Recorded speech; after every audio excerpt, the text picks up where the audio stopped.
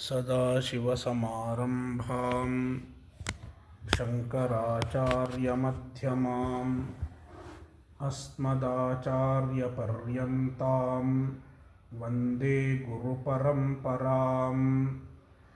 श्रुतिस्मृतिपुराणानाम् आलयं करुणालयं नमामि भगवत्पादं शङ्करं लोकशङ्करम्।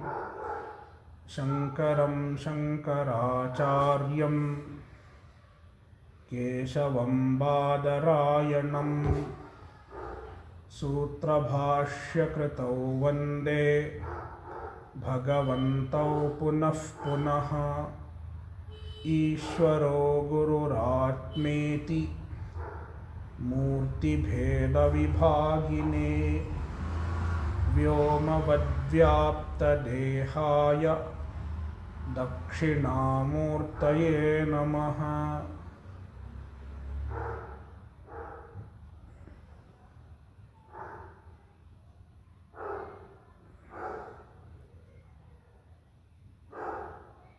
ननु दुःखमहमस्वाप्सम् इति कस्यचित् कदाचित् परामर्शात् सुषुप्तौ दुःखानुभवः अपि अस्तु इति प्रश्नः। कदाचित् दुःखमहमस्वाप्सम् इति अनुभवः कस्यचित् दृश्यते, तेन यथा सुखानुभवः सिद्धान्तिना अङ्गीकृतः सुषुप्तौ, तथैव दुःखानुभवः अपि कदाचिदस्तु इति पूर्वपक्षः। तदा सिद्धान्ती ब्रूते एवं न।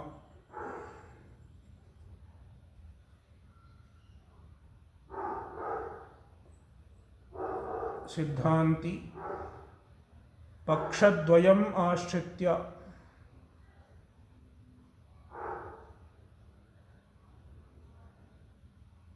उत्तरं ब्रूते। प्रथमे पक्षे सुषुप्तौ दुःखाभावः नास्ति इत्यङ्गीकृत्य परिहारः। न इत्युक्ते सुषुप्तौ दुःखानुभवः नास्ति इति। अयं प्रथमः पक्षः।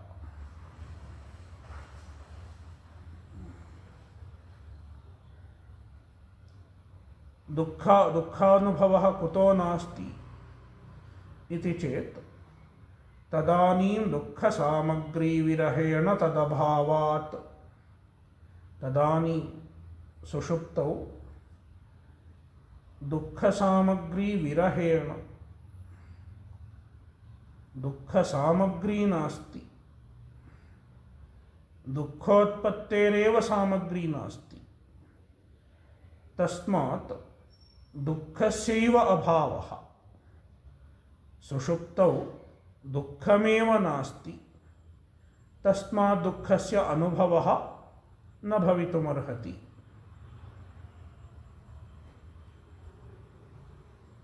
एवं सति सुषुप्तौ सुखसामग्री वर्तते वा इति चेत्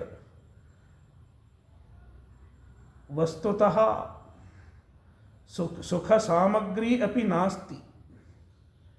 यथा बाह्यं सुखम् अनुभूयते, तादृशी सुखसामग्री सुषुप्तौ नास्ति। विषयेन्द्रियाणाम् अभावात् विषयसुखस्य सामग्री सुषुप्तौ नास्ति। किन्तु सुखस्य अनुभवार्थं सुखार्थं सामग्री न अपेक्षिता भवति। कुतः? सुखं तु आत्मनः स्वरूपमेव।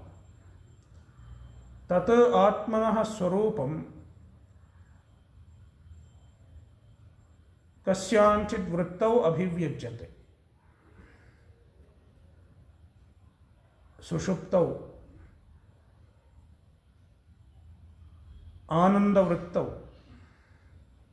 सुखाकारा वृत्तिः सुषुप्तावप्यस्तीति अस्माभिरभ्युपगम्यते। तस्यां वृत्तौ सुखाकारवृत्तौ स्वरूपस्यैव सुखस्य अभिव्यक्तिर्भवति। तस्मात् सुखस्य अनुभवः सुषुप्तौ उपपद्यते। सुखसामग्र्य अभावे अपि, किन्तु दुःखस्य सामग्र्य अभावात् सुषुप्तौ दुःखानुभवः उपपादयितुं न शक्यते इति परिहारः। सुखस्य च आत्मस्वरूपत्वेन नित्यत्वात्। सुखम आत्मस्वरूपम, तस्मात् सुखम नित्यम, तस्मात् सुखम सामग्री विरहेपि अनुभवितुं शक्यते। किन्तु दुःखस्य सामग्र्यभावात् सुषुप्तौ दुःखानुभवः नोपपद्यते। एवं सति दुःखमहमस्वाप्सम् इत्यस्य परामर्शस्य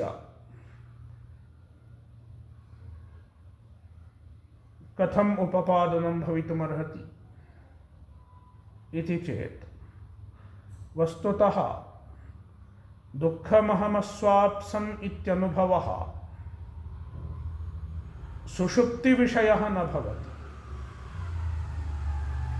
दुःखमहमस्वाप्सम् इति स्मृतिः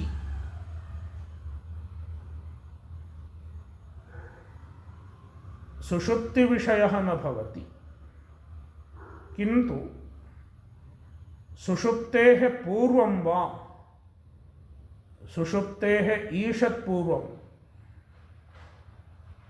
अथवा सुषुप्तेः किंचित उत्तरं वा यदा दुःखम अनुभूयते, तदेव दुःखम सुषुप्तौ आरोप्य दुःखमहमस्वाप्सम् इत्युच्यते इति परिहारः। इत्युक्ते तद् यद् दुःखम् अनुभूयते तत् सुषुप्तौ नानुभूयते। दुःखं जाग्रत्काले एव अनुभूयते, किन्तु जाग्रदवस्थायां सुषुप्ति समीपस्थायां जाग्रदवस्थायाम् अनुभूतं दुःखं सुषुप्तौ अध्यारोप्यते इति दुःखमहमस्वाप्सम् इत्यस्य अनुभवस्य उपपत्तिः।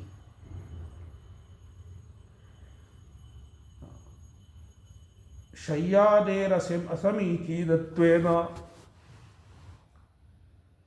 सुषुप्तौ सुषुप्तेः प्राक्काले यदा सः शय्यायां शेते, तदा यदि शय्या असमीचीना अस्ति तर्हि व्यथा अनुभूयते, दुःखम् अनुभूयते। तद्दुःखम् उपचारात्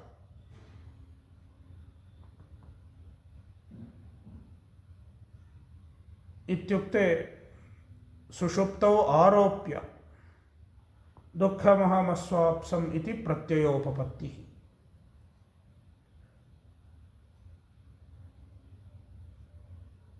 इति एकं समाधानम्।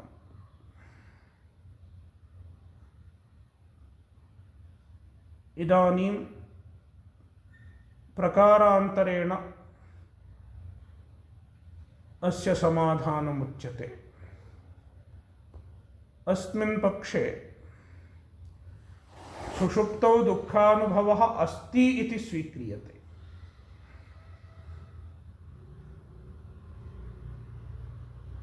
सुषुप्तौ दुःखानुभवः अस्ति इति स्वीकृत्य इदानीं परिहारः क्रियते।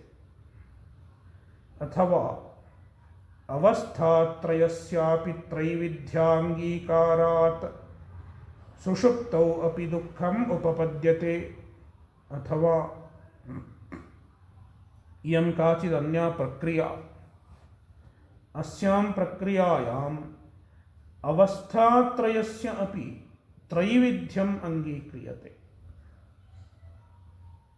स्वप्नावस्था त्रिविधा, जाग्रदवस्था त्रिविधा, सुषुप्त्यवस्था त्रिविधा इति तिसॄणाम् अपि अवस्थानां त्रैविध्यं स्वीक्रियते। एवं चेत् वस्तुतः 9 अवस्थाः भवेयुः। अवस्थात्रयस्य अपि त्रैविध्याङ्गीकारात् सुषुप्तौ अपि दुःखम् उपपद्यते। अस्मिन् पक्षे सुषुप्तौ अपि दुःखम् उपपद्यते इत्युक्ते सुषुप्तिः अपि त्रिप्रकारा भवति। एकस्यां सुषुप्तौ दुःखानुभवः अस्ति, अन्यस्यां सुषुप्तौ सुखानुभवः एव अस्ति इति व्यवस्था क्रियते। तत्र अवस्थानां त्रैविध्यं कथम् इति चेत् गुणत्रयहेतोः। कस्याञ्चित् सुषुप्तौ सत्त्वस्य आधिक्यं भवति, कस्याञ्चित् सुषुप्तौ रजसः आधिक्यं, कस्याञ्चित् तमसः आधिक्यम् इति सुषुप्त्यवस्थायाम् अवान्तरविभागः उपपद्यते। यदा सुषुप्तिः सत्त्वप्रधाना भवति तदा सुखमहमस्वाप्सम् इत्यनुभवः, यदा रजः प्रधानं भवति तदा दुःखमहमस्वाप्सम् इत्यनुभवः, तदा रजसः सत्त्वात् दुःखसामग्री वर्तते इत्यभ्युपगम्यते। सुषुप्तौ रजोगुणस्य प्राधान्यम् एव दुःखसामग्रीत्वेन स्वीक्रियते।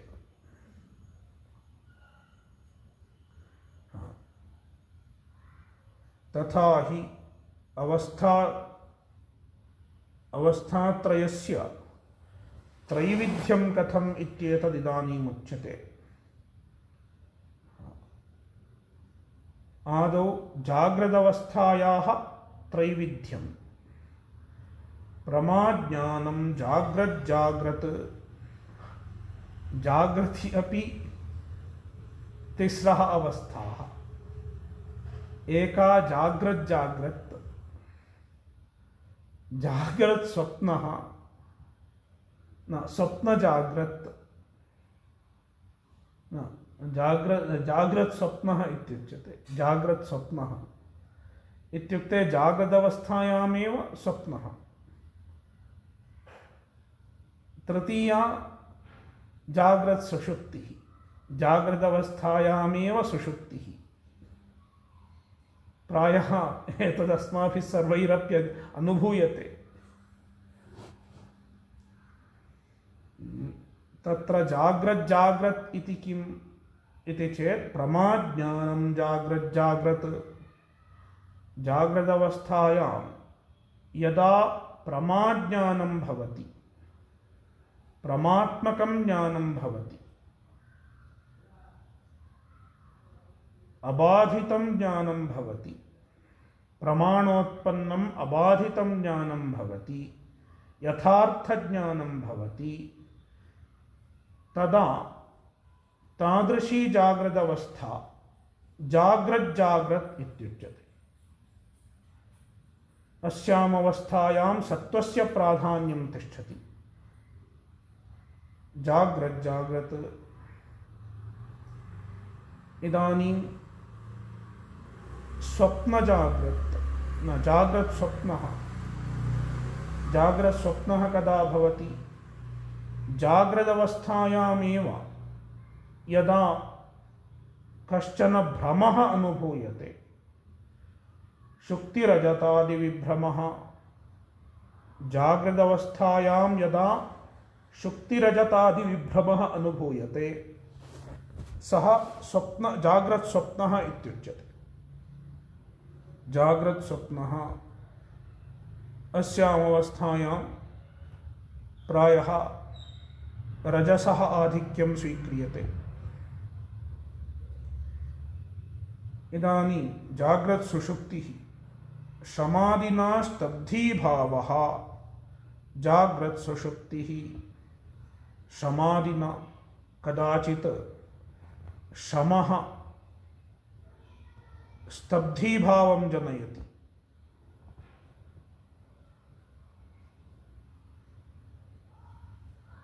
शमहेतोः वा दुःखहेतोर्वा मनः किमपि कार्यं न करोति, न किञ्चित् ज्ञातुं शक्नोति, न किञ्चित् स्मर्तुं शक्नोति, स्तब्धतामनुभवति अन्तःकरणं। तादृशी अवस्था जाग्रत्सुषुप्तिरित्युच्यते। शमादिना स्तब्धीभावः जाग्रत्सुषुप्तिः। जाग्रदवस्थायामेव कदाचित् अस्माभिर्मौढ्यमनुभूयते, जाड्यमनुभूयते, मनसः जाड्यं। तदा जाग्रत्सुषुप्तिः। इयं प्रायः तमःप्रधाना अवस्था भवति। जाग्रदवस्थायामेव यदा तमोगुणस्य आधिक्यं भवति तदा ईदृशी अवस्था अनुभूयते। एवं जाग्रत्त्रैविध्यम्। इदानीं स्वप्नस्य त्रैविध्यम्। एवं स्वप्ने मंत्रादिप्राप्तिः स्वप्नजाग्रत्। एवं यथा जाग्रति त्रैविध्यमस्ति तथैव स्वप्ने अपि कदाचित् सात्विकः स्वप्नः अनुभूयते।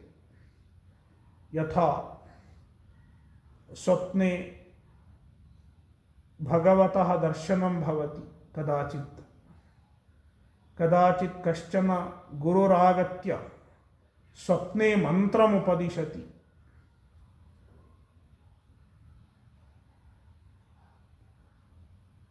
एतादृशः स्वप्नः स्वप्नजाग्रत् इत्युच्यते।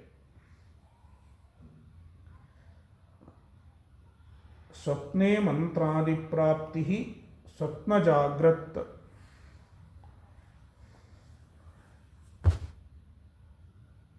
स्वप्ने अपि स्वप्नो मया दृष्टः इति बुद्धिः स्वप्नस्वप्नः। द्वितीयः स्वप्नस्वप्नः। स्वप्ने एव स्वप्नः कथं भवति? स्वप्नेपि मया स्वप्नो दृष्टः, स्वप्नेपि अन्यः स्वप्नः दृश्यते इति बुद्धिः स्वप्नस्वप्नः। कदाचित् एवमपि भवितुमर्हति। प्रायः एतादृशः अनुभवः बहूनां नास्ति, तथापि कदाचित् कस्यचित् एवमपि भवितुमर्हति। स्वप्नेपि अन्यः स्वप्नो दृश्यते इति बुद्धिः स्वप्नस्वप्नः। जाग्रद्दशायां कथयितुं न शक्यते, स्वप्नावस्थायां च यत्किञ्चित् अनुभूयते तत् स्वप्नसुषुप्तिः। स्वप्नसुषुप्तिः इत्युक्ते स्वप्ने किञ्चित् दृष्टं, किञ्चित् अनुभूतं, किन्तु जाग्रदवस्थायां वयं स्मर्तुं न पारयामः। किं दृष्टं मया? केवलं स्वप्नः दृष्टः इत्येव अस्माभिर्ज्ञायते। कीदृशस्वप्नो दृष्टः, किं दृष्टम् इत्येतत् जागृदवस्थायां न स्मर्यते। तादृशः स्वप्नः स्वप्नसुषुप्तिः जाग्रद्दशायां कथयितुं न शक्यते स्वप्नावस्थायां च यत्किञ्चिदनुभूयते तत् स्वप्नसुषुप्तिः। एवं सुषुप्त्यवस्थायाम् अपि सात्विकीया सुखाकारा वृत्तिः सा सुषुप्तिजाग्रत् तथैव सुषुप्त्यवस्थायामपि कदाचित् सात्विकी वृत्तिर्भवति सात्विकीया सुखाकारा वृत्तिः सा सुषुप्तिजाग्रत् सा सुषुप्तौ जागृदवस्था इत्युक्ते सात्विकी सुषुप्त्यवस्था। तदनन्तरं सुखमहमस्वाप्सम् इति परामर्शः। यदा ईदृशी अवस्था अनुभूयते सात्विकी सुषुप्त्यवस्था तदनन्तरम् अस्माभिः सुखमहमस्वाप्सम् इति स्मर्यते परामर्शो भवति स्मृतिर्भवति। तत्रैव या राजसी वृत्तिः सा सुषुप्तिस्वप्नः तत्रैव इत्युक्ते सुषुप्तौ एव या राजसी वृत्तिः कदाचित् राजसी वृत्तिर्भवति सा सुषुप्तिस्वप्नः इत्युच्यते। कदाचित् सुषुप्तिः अनुभूयते किन्तु सुषुप्तौ सुखं न अनुभूयते किन्तु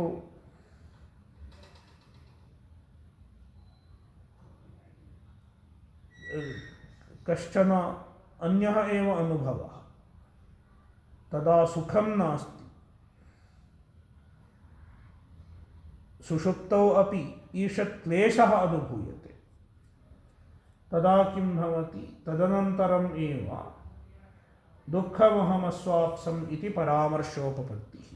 तदनन्तरं दुःखमहमस्वाप्सम् इति परामर्शोपपत्तिः। अस्यां सुषुप्तौ सुषुप्तिः अस्ति किन्तु सुखं नास्ति। सुषुप्तौ अपि ईषत् क्लेशः अनुभूयते।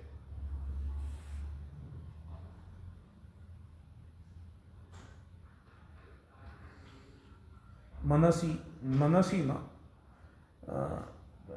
सुषुप्तौ अपि कश्चित् क्षोभः अनुभूयते। तादृशी सुषुप्तिः सुषुप्तिस्वप्नः। तदनन्तरम् अस्माभिः दुःखमहमस्वाप्सम् इति परामर्शः अनुभूयते। तत्रैव या तामसी वृत्तिः सा सुषुप्तिः तत्रैव सुषुप्तौ एव तामसी वृत्तिः या तामसी वृत्तिः सा सुषुप्तिः सुषुप्तौ अपि सुषुप्तिः। तदनन्तरं यदा तादृशी सुषुप्तिरनुभूयते तदनन्तरम् अस्माकं स्मरणं किं भवति गाढं मूढोऽहमस्वाप्सम् अहं गाढम् अस्वाप्सम् मूढः गाढं मूढः अहमस्वाप्सम्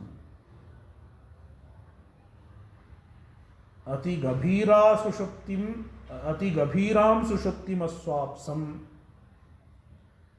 ईदृशः अनुभवो भवति इति परामर्शः। यथा च एतत् तथा वासिष्ठवार्तिकामृतादौ स्पष्टं।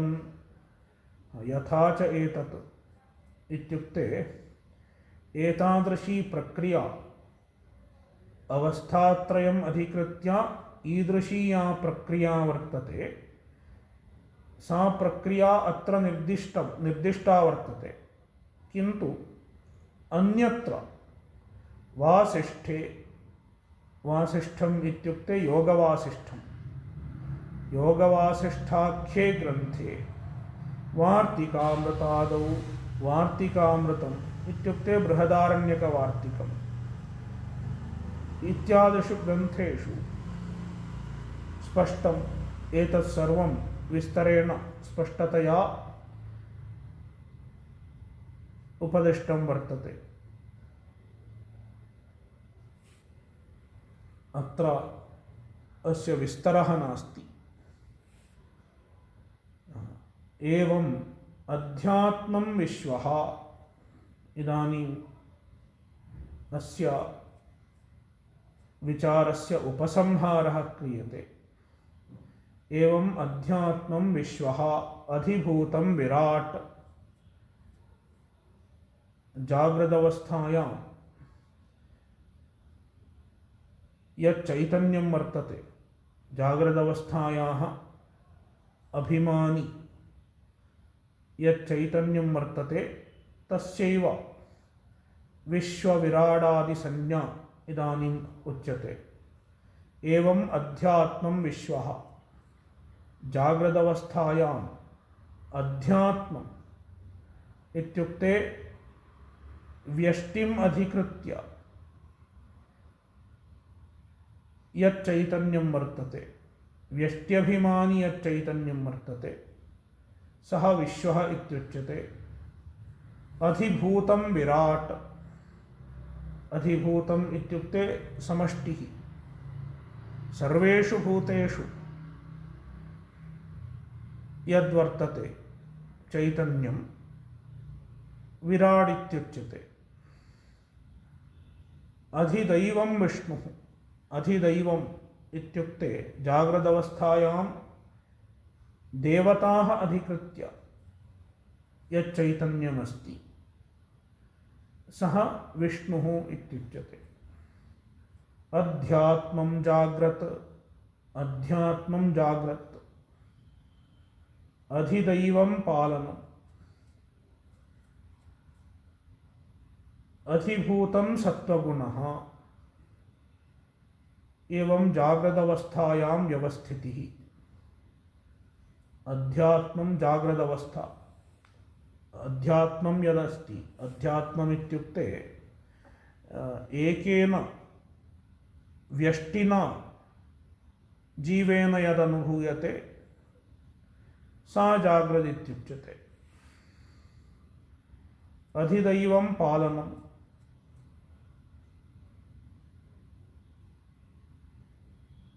अधिदैवम् इत्युक्ते विष्णोः यत् कार्यं वर्तते तत् पालनम्। अधिभूतं सत्त्वगुणः,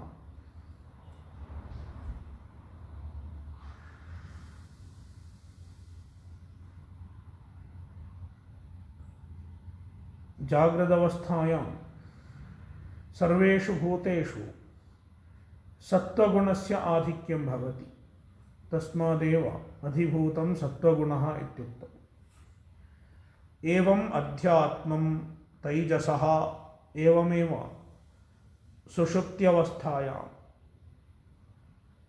अध्यात्मं तैजसः, अधिभूतं हिरण्यगर्भः, अधिदैवं ब्रह्मा, अध्यात्मं स्वप्नः, अधिदैवं सृष्टिः, अधिभूतं रजोगुणः इति सुषुप्त्यवस्थामधिकृत्य व्यवस्था। एवम् अध्यात्मं प्राज्ञः, अधिभूतम् अव्याकृतम्, अधिदैवं रुद्रः, अध्यात्मं सुषुप्तिः, अधिदैवं प्रलयः, अधिभूतं तमोगुणः। एवम् एतेषां व्यवस्था वर्तते। तिसृषु अवस्थासु ईदृशी व्यवस्था अस्ति। एवम् अध्यात्माधिभूताधिदैवानाम् एकत्वात्, एवम् अध्यात्माधिभूताधिदैवानां वस्तुतः एकत्वात्, प्रणवावयवत्रय सहितानां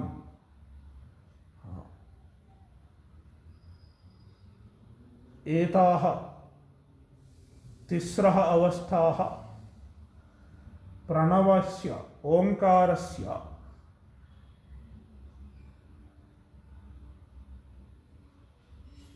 अवयवत्रयं भवति। अकारः जाग्रदवस्था, उकारः स्वप्नावस्था, मकारः सुषुप्त्यवस्था, अकारः विश्वः इत्यादि प्रणवावयत्रय सहितानाम् एते सर्वेपि अध्यात्मादयः प्रणवावयवत्रयसहितानाम् उपहितानाम् एते सर्वेपि उपहिताः सन्ति, उपाधिसहिताः भवन्ति। ऐक्योपासनया एतेषां सर्वेषाम् ऐक्योपासनया इत्युक्ते विश्वः विराट् विष्णुः एतत् सर्वम् एकम्। एवमेव स्वप्नावस्थायामपि तैजसः हिरण्यगर्भः ब्रह्मा एतत् सर्वम् एकम्। तथैव सुषुप्तौ अपि प्राज्ञः ईश्वरः रुद्रः एतत् सर्वम् एकम् इत्येवम् एकत्वोपासनया उपहितानाम् एकत्वोपासनया उपहितं सर्वम् एकमेव चैतन्यम् इति उपासनया तस्य किं प्रयोजनं किं फलं प्राप्यते इति चेत् हिरण्यगर्भलोकप्राप्तिः। आदौ हिरण्यगर्भलोकप्राप्तिः, ब्रह्मलोकप्राप्तिः, तत्परम् अंतःकरणशुद्धिद्वारा क्रममुक्तिश्च। अंतःकरणस्य शुद्धिः प्राप्यते, तत्परं ज्ञानं प्राप्यते, पश्चात् क्रममुक्तिः प्राप्यते इति एतेषाम् उपासनया क्रममुक्तिः फलम्। एतत् सर्वोपाधि निराकरणेन साक्षिचैतन्यमात्रज्ञानेन तु साक्षादेव मोक्ष इति। एतत् सर्वोपाधि निराकरणेन अध्यात्मादि सर्वोपाधि निराकरणेन अवस्थात्रयान्तर्गतानां सर्वेषाम् उपाधीनां निराकरणेन साक्षिचैतन्यमात्रज्ञानेन साक्षिचैतन्यम् एव सत्यम्। अवस्थात्रयाणां साक्षिभूतं चैतन्यम् एव सत्यं तुरीयाख्यम् इति ज्ञानेन साक्षादेव मोक्षः इति।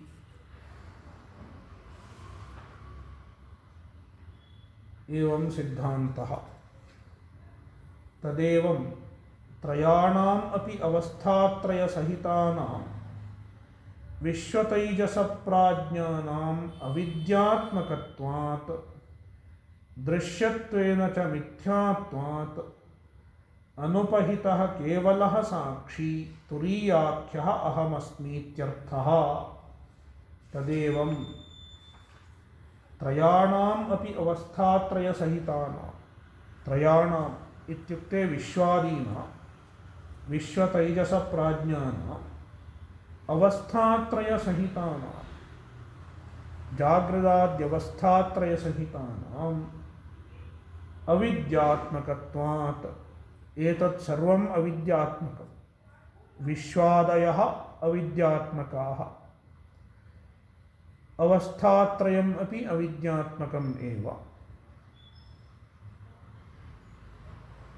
दृश्यत्वेन च मिथ्यात्वात् अविद्या तत्कार्यम् एतत् सर्वं दृश्यत्वेन मिथ्या दृश्यत्वं मिथ्यात्वे हेतु, अवस्थात्रयं मिथ्या दृश्यत्वात् रज्जुसर्पवत् अथवा स्वप्नदृश्यवत् इति योजयितुं शक्यते। दृश्यत्वेन मिथ्यात्वात् अनुपहितः केवलः साक्षी, अनुपहितः उपाधिविनिर्मुक्तः, अविद्या तत्कार्योपाधिविनिर्मुक्तः केवलः एकः एव एकमेवाद्वितीयम् अद्वितीयः साक्षी, अयं साक्षी तुरीयाख्यः अहमस्मि इत्यर्थः। अयं साक्षी अहमस्मि इति वेदांतेन उपदिष्टं ज्ञानम्। एवं व्यवहारतः सर्वव्यवस्थोपपत्तेः परमार्थतः कस्याः अपि व्यवस्थायाः अभावात् न काप्यनुपपत्तिः। इदानीं पूर्वं केनचित् चोदितमासीत्, यदि अद्वैतमेव सत्यं तर्हि व्यवस्था कथमुपपद्यते इति। प्रतिकर्म व्यवस्था मया क्रियमाणं मया एव भुज्यते इत्येतादृश्यः व्यवस्थाः अद्वैते कथम् उपपादयितुं शक्यन्ते इति पूर्वं पृष्टमासीत्। तत्र एवं व्यवहारतः सर्वव्यवस्थोपपत्तेः, व्यवहारदृष्ट्या भेदः अस्माभिरङ्गीक्रियते। व्यावहारिकं भेदमाश्रित्य सर्वाः अपि व्यवस्थाः उपपद्यन्ते। सर्वव्यवस्थोपपत्तेः, किन्तु परमार्थतः अत्र एतदवगन्तव्यं, व्यवस्था व्यवहारदशायाम् अपेक्षते वा परमार्थे अपेक्षते वा इति चेत् व्यवस्था तु व्यवहारे अपेक्षते। व्यवहारे तु द्वैतं वर्तते, भेदः अस्ति। अस्माभिर्व्यावहारिकः भेदः स्वीक्रियते। व्यावहारिकं भेदम् आश्रित्य व्यावहारिकी व्यवस्था सिद्ध्यति। परमार्थदृष्ट्या तु एकमेव अद्वैतमस्ति, तत्र व्यवस्था न अपेक्षिता एव। परमार्थदृष्ट्या व्यवस्था अपेक्षिता एव नास्ति। यदा एकमेव अस्ति तत्र व्यवस्था न अपेक्षते एव। यदा कर्ता वा कर्म वा अस्ति तदैव व्यवस्था अपेक्षिता भवति। यदा कर्ता वा कर्म वा किमपि नास्ति, क्रियाकारकफलभेदः एव नास्ति, तत्र व्यवस्थायाः अपेक्षा एव नास्ति। तस्मात् व्यवहारदृष्ट्या एवं व्यवस्था सिद्ध्यति। परमार्थतः कस्या अपि व्यवस्थायाः अभावात् परमार्थतः व्यवस्था नास्ति। कुतः? व्यवस्था न अपेक्षिता। भेदे सत्येव व्यवस्था अपेक्षिता भवति। मया क्रियमाणं कर्म मया एव भुज्यते इत्येतादृश्यः प्रतिकर्मव्यवस्थाः व्यवहारदशायामेव अपेक्ष्यन्ते। न काप्यनुपपत्तिः। तस्मात् वेदान्ते व्यवस्थानुपपत्तिदोषः नास्ति। विस्तरेण एतत् प्रपञ्चितम् अस्माभिः वेदान्तकल्पलतिकायाम् इत्युपरम्यते एतत् सर्वं ग्रन्थकृद्भिः वेदान्तकल्पलतिकाख्ये ग्रन्थे विस्तरेण प्रपञ्चितम्।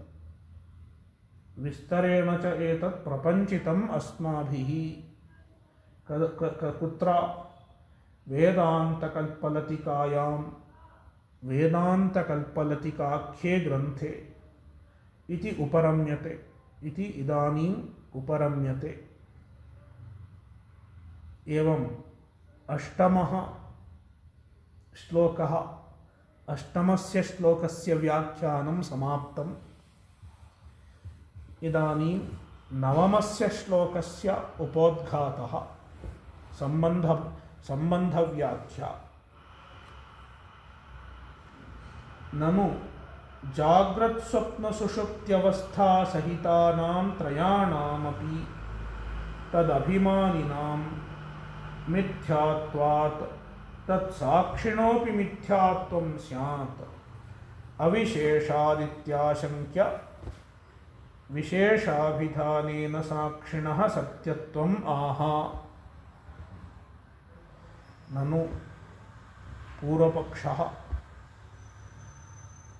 जाग्रत्स्वप्नसुषुप्त्यवस्थासहितानां त्रयाणामपि तदभिमानिनां, त्रयाणां तदभिमानिनां जाग्रदाद्यवस्थाभिमानिनां विश्वादीनाम् अवस्थात्रयसहितानां मिथ्यात्वात् एतेषां सर्वेषामपि मिथ्यात्वं पूर्वमुक्तम्।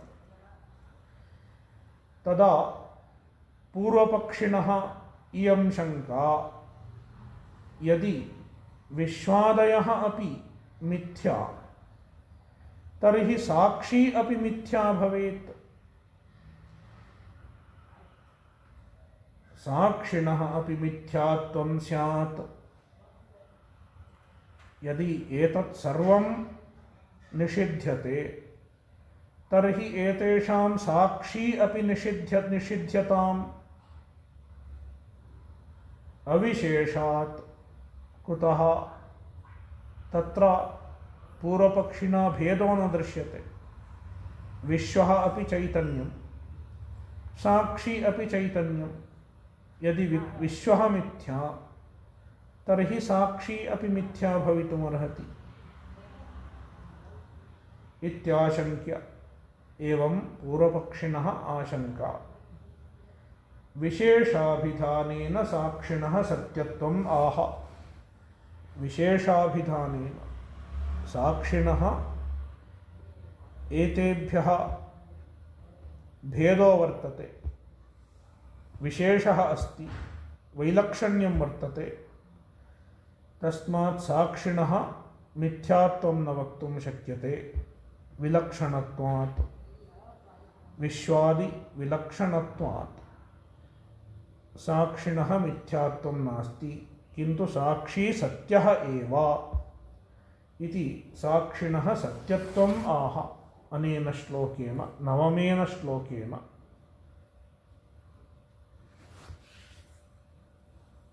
नवमं श्लोकं पठामः। अपिव्यापकत्वात् हि तत्त्वप्रयोगात्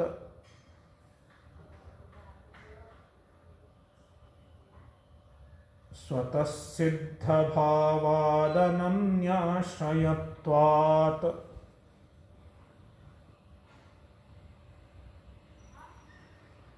जगत्तुच्छमेतत्समस्तं तदन्यत्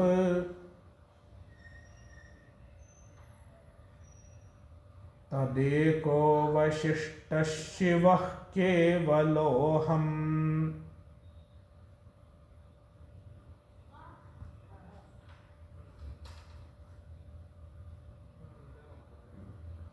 साक्षी ब्रह्म एव, आत्मा ब्रह्म एव साक्षी भवति। साक्षी मिथ्या न भवितुमर्हति। तत्र हेतवः प्रदर्श्यन्ते। अपिव्यापकत्वात् साक्षी व्यापकः सर्वव्यापी वर्तते। हितत्वप्रयोगात् शास्त्रेषु साक्षिणः ब्रह्मणः हितत्वम् उच्यते। हितत्वम् इत्युक्ते पुरुषार्थत्वम्। ब्रह्म अस्माकं हितं भवति, पुरुषार्थो भवति।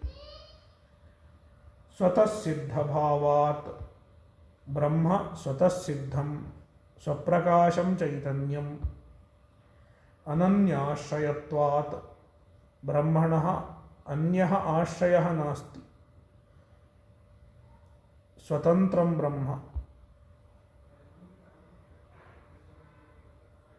अन्यत् किञ्चित् आश्रित्य न तिष्ठति। जगत्तुच्छमेतत् समस्तं तदन्यत्। तदन्यत् एतत् समस्तं जगत्। ब्रह्मणः अन्यत्, आत्मनः अन्यत् समस्तं जगत् तुच्छं मिथ्या। तस्मात् तदेकः अवशिष्टः शिवः केवलोऽहम् इत्येतत् स्पष्टं, पूर्वमेव विचारितम्। इदानीं व्याख्यानं। न दृष्टेर्द्रष्टारं पश्येरिति साक्षिणं प्रकृत्या अतोऽन्यदार्तम् इति श्रुतेः। साक्षिणः अन्यत् साक्ष्यं सर्वं जगत्तुच्छं न तु साक्षी। साक्षी मिथ्या न भवति इत्यत्र हेतुत्वेन अस्य श्लोकस्य तृतीयः पादः सम्बध्यते। जगत्तुच्छमेतत् समस्तं तदन्यत् इति। अत्र आचार्यैः काचित् श्रुतिरेव सूच्यते। का सा श्रुतिः? न दृष्टेर्द्रष्टारं पश्येः इति साक्षिणं प्रकृत्य। बृहदारण्यकोपनिषदि न दृष्टेर्द्रष्टारं पश्येः इति साक्षिणः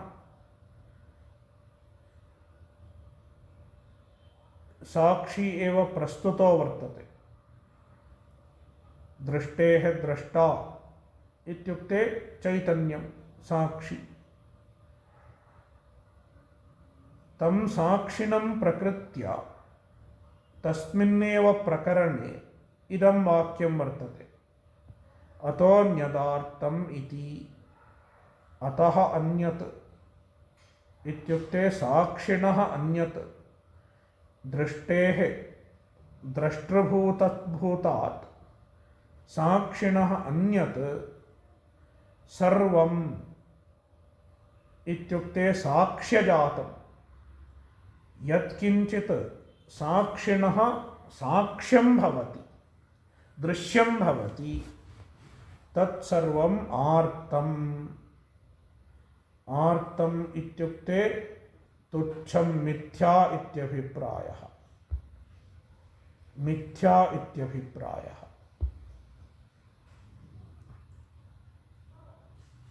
बाधितं मिथ्यात्वम् इत्यभिप्रायः। इति श्रुतेः। इति श्रुतेः एव साक्षिणः अन्यत् साक्ष्यं सर्वं जगत्तुच्छम् इत्येतदवगम्यते। न तु साक्षी। साक्षिणः अन्यत् आर्तम् इत्युक्तमस्ति। साक्षिणः अन्यत् आर्तम् इत्युक्तं तस्मात् किम् अवगन्तुं शक्यते इति चेत् साक्षी आर्तं न। साक्षी तु सत्यम् एव। साक्षी तुच्छं न भवति। तुच्छम् इत्युक्ते मिथ्या इत्यभिप्रायः। अत्र साक्षिणः अन्यत् सर्वं तुच्छम् इति श्रुत्या निगदितं तस्मादवगम्यते साक्षी तुच्छो न भवति, साक्षी तु सत्यः एव इति।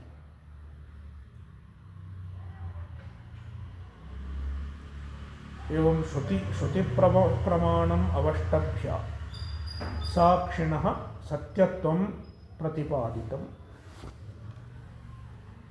बाधावधित्वात् भ्रमाधिष्ठानतया ज्ञातत्वाच्च साक्षिणः सत्यत्वे युक्तिः प्रदर्श्यते।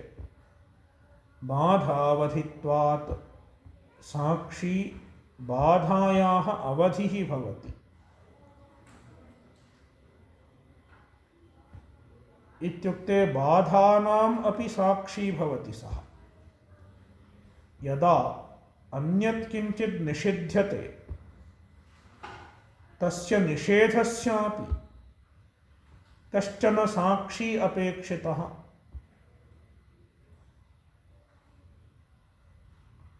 सः एव बाधावधिः इत्युच्यते। बाधावधित्वात् व्याख्याने बाधावधिः इत्यस्य बाधकधी विषयत्वादित्यर्थः इत्यस्ति। बाधकधी विषयः इत्युक्ते यस्य ज्ञानेन अन्यत् सर्वं बाधितं भवति सः बाधकधी विषयः इत्युच्यते। यथा रज्जुज्ञानं सर्पस्य बाधकं भवति इत्युक्ते सर्पबाधकभूतस्य सर्पबाधकभूतं यज्ञानमस्ति तस्य ज्ञानस्य विषयः कः? रज्जुः। रज्जौ ज्ञाते सर्पः बाध्यते, रज्जौ ज्ञातायां सर्पः बाध्यते इति कृत्वा सर्पस्य बाधकं यज्ञानमस्ति तस्य ज्ञानस्य विषयः रज्जुः। सा रज्जुः सर्पापेक्षया सत्यं स्यात्।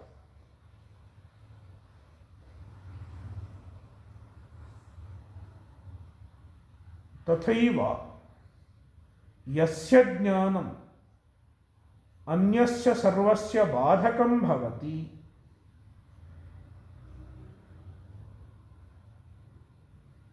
तादृशः साक्षी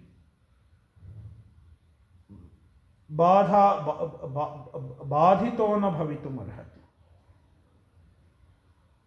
यस्य साक्षिणः ज्ञानम् अन्यस्य सर्वस्य बाधकं भवति, यस्य साक्षिणः ज्ञानम् अन्यस्य सर्वस्य बाधकं भवति तादृशः साक्षी बाधितो न भवितुमर्हति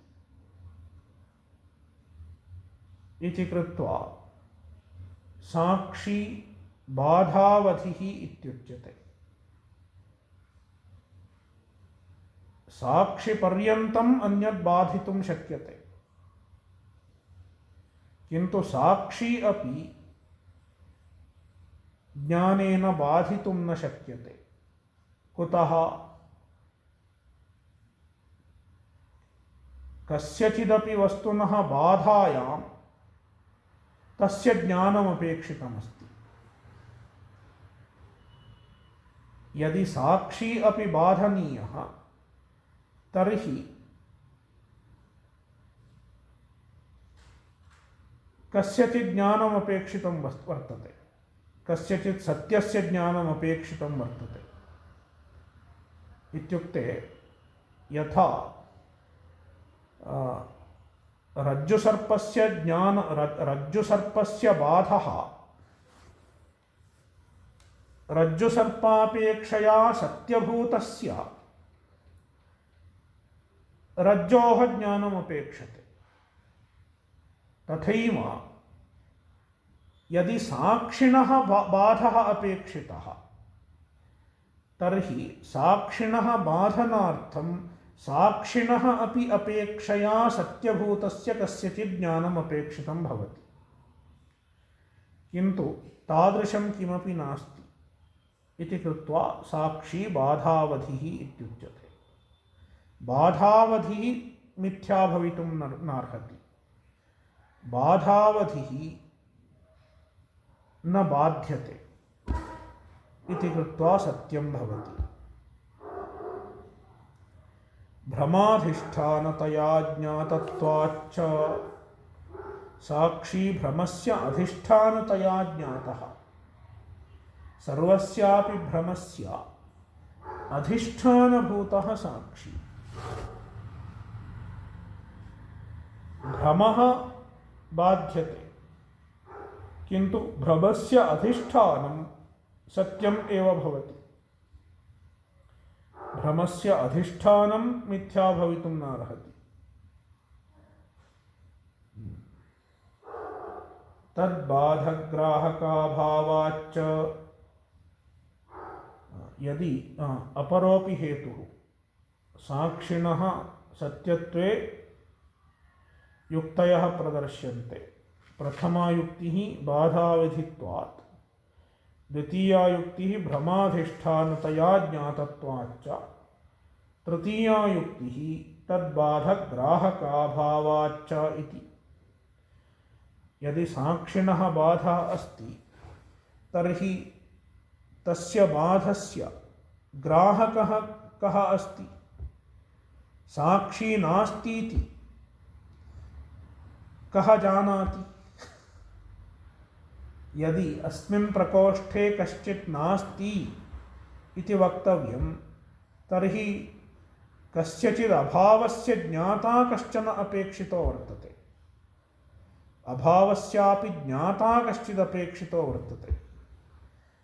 तथैव साक्षी अपि नास्ति इति केनचित् वक्तव्यं चेत् तस्य नास्तित्वस्य ग्राहकः कः अस्ति?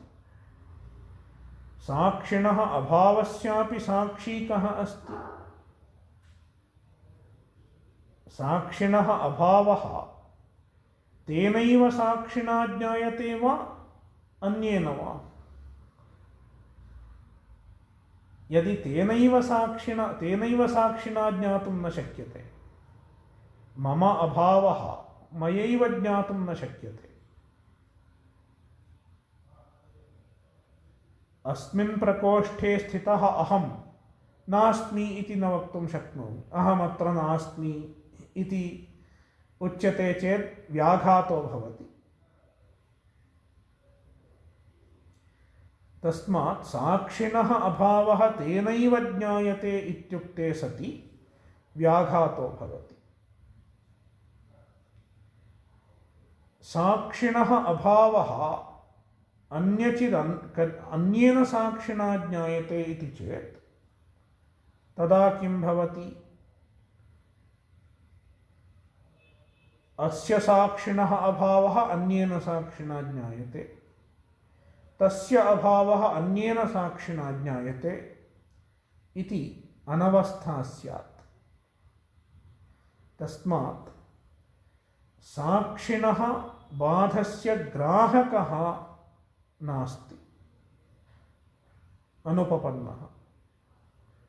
तद्बाधग्राहकाभावाच्च इति अपरा युक्तिः इत्यादि अनुक्तसमुच्चयार्थः अपिशब्दः इत्यादयः युक्तयः अस्मिन् श्लोके मुखतो नोक्ताः, किन्तु तत्र अपिशब्दः वर्तते आदौ। अपिशब्दः एतासाम् अनुक्तानामपि युक्तीनां समुच्चयार्थः श्लोके अपिशब्दो वर्तते। अनुक्तसमुच्चयार्थः अपिशब्दः केचित् हेतवः अत्र उक्ताः सन्ति व्यापकत्वात् जगत्तुच्छमेतत् समस्तम् इति केचन हेतवः उक्ताः सन्ति, किन्तु अन्ये बहवः हेतवः अनुक्ताः सन्ति। ते सर्वेपि अपि शब्देन समुच्चीयन्ते।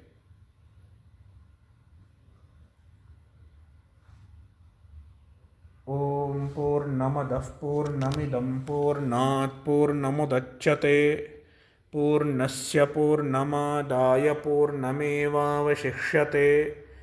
ॐ शान्तिः शान्तिः शान्तिः।